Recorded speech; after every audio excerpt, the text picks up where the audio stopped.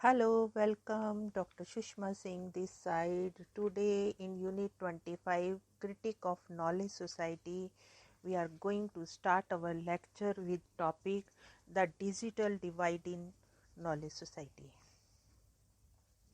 In the previous unit, we have already seen that the free flow of information and ideas has sparked an explosive growth of knowledge and its myriad new applications in the information age. We also noticed that information, its access, dissemination and control is at the core of its revolutionary phase of human development, and as a result economic and social structures and the relations are being transformed in the contemporary phase of human development.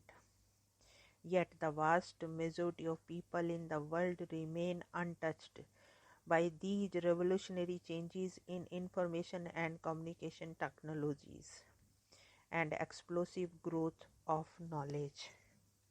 Although this transformation to information age and knowledge society offers many potential benefits to developing and transition countries, increasing reliance on digital information and advanced communication technologies carries at the same time the real danger of a growing digital divide or gap among and within the nations.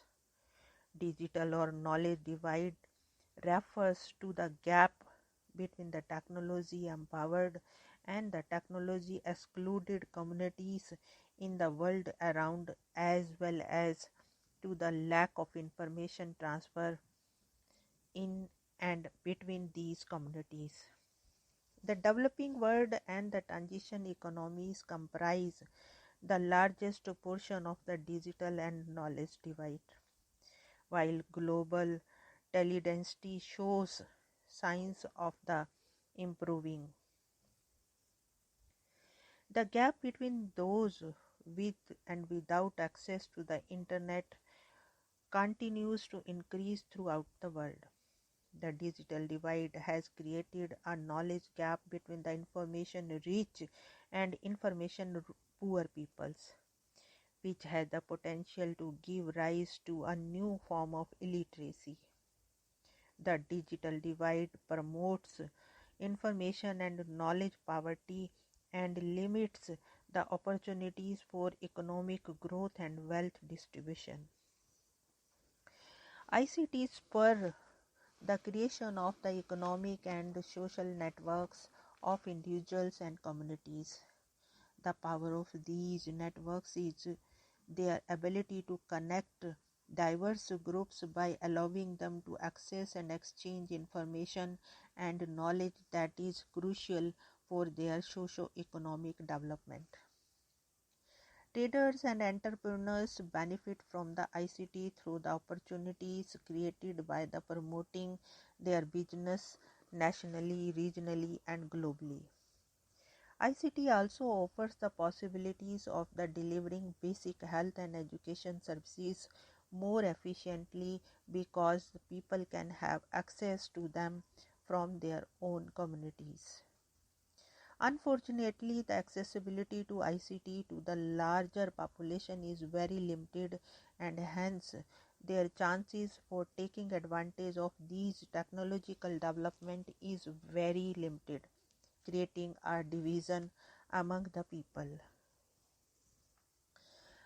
Our increased abilities to communicate and share information and knowledge increases the possibility for a more peaceful and prosperous world for all of its inhabitants. However, the majority of the world's population people will not be able to benefit from this information revolution unless they are unable to participate fully in the emerging knowledge-based society. In a universal knowledge society, knowledge and information should be easily accessible to all, including those living in rural areas and the disabled. Special attention must be paid to the marginalized, unemployed, underprivileged, disenfranchised peoples, children and elderly, the disabled, indigenous people, and those with special needs. The universal human values of equality and justice, democracy, solidarity, mutual tolerance, human dignity, economic progress, protection of the environment, and the respect for diversity are the foundations for a truly inclusive global information society.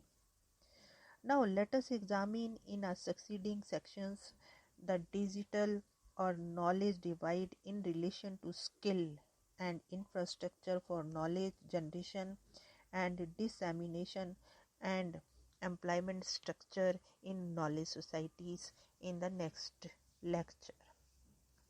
Thanks for listening. Here we are going to close this lecture.